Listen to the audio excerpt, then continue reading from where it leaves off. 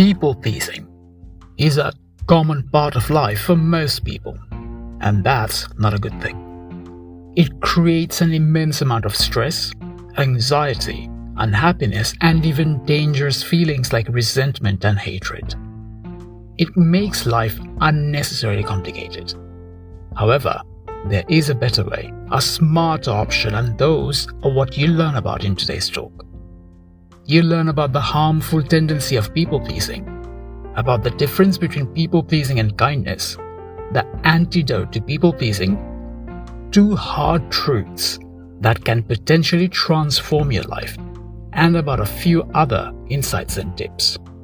Stay tuned to learn more. Hello everyone, welcome back to another episode of the Growth Philosophy Podcast, a bite-sized weekly podcast focused on empowering you to think better and upgrade your life. So I was talking with a friend a while back, and he mentioned how much stress it causes him when he can't please everyone. And this is not the first time I've heard something like this.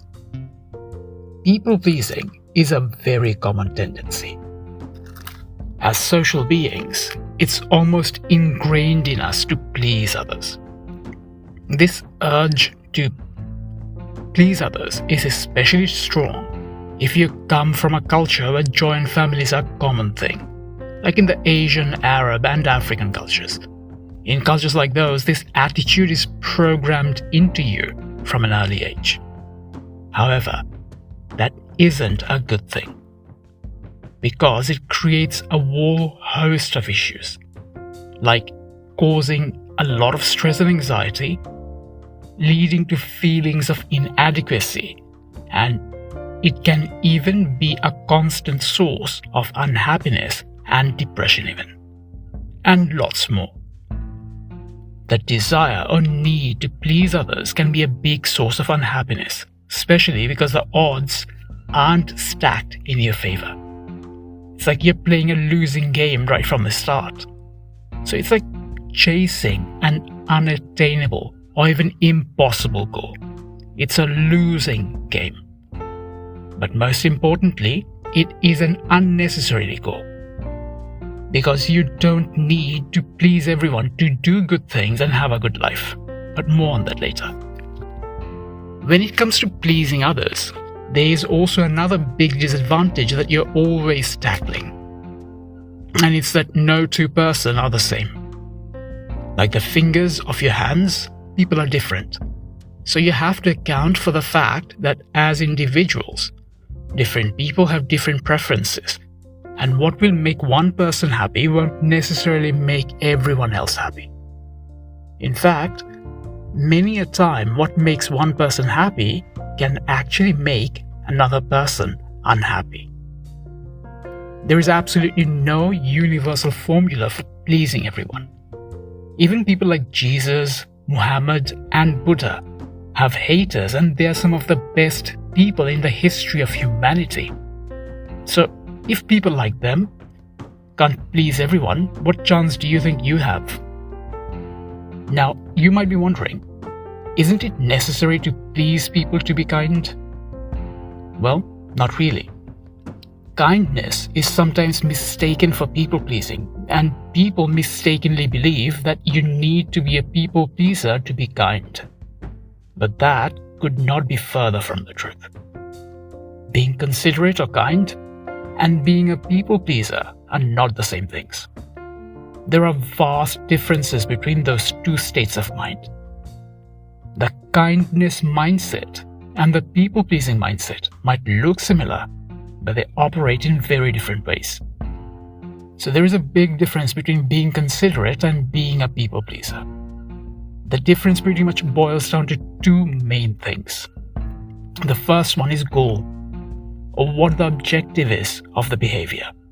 The second one is method, or how it translates through our behavior. When you think about the objectives of being considerate and being a people-pleaser, the difference between the two becomes quite obvious. Being considerate is about helping others for the sake of helping others, while being a people-pleaser is about helping others and being nice for the sake of pleasing others. one is done for the sake of helping others, while the other is done for the sake of pleasing others. Those are two very different goals. Consideration and kindness come from a place of giving, while people-pleasing is mostly about what others think of you. Being considerate comes from internal priorities, from a desire to do good and genuinely help others. But being a people-pleaser, on the other hand, is all about satisfying external needs for validation and looking good. Being a people-pleaser in that sense is a need, whereas being a considerate and kind person is a want. The need for people-pleasing makes you feel like you must do things, even when those things make you unhappy. Being considerate, on the other hand, carries no such obligations. You do what you can, but there is no compulsion, and you certainly do not have to do things if they make you feel bad or unhappy. In terms of method or how the goal translates through your actions, being a people pleaser is usually doing or about doing things you might not want to do, or doing things just to please others.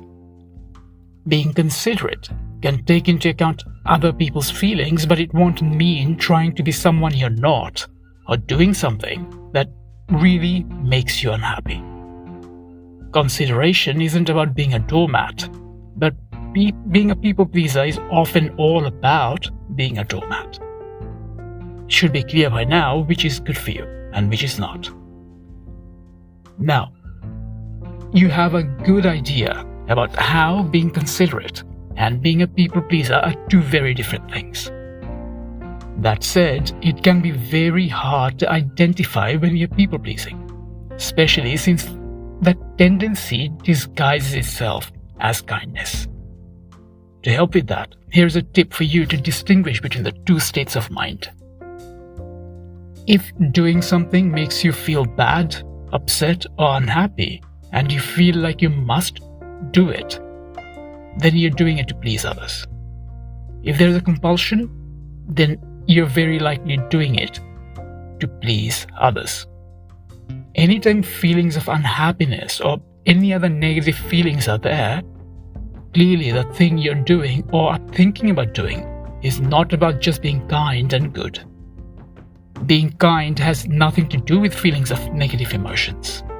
Kindness and generosity evoke good emotions, not bad ones.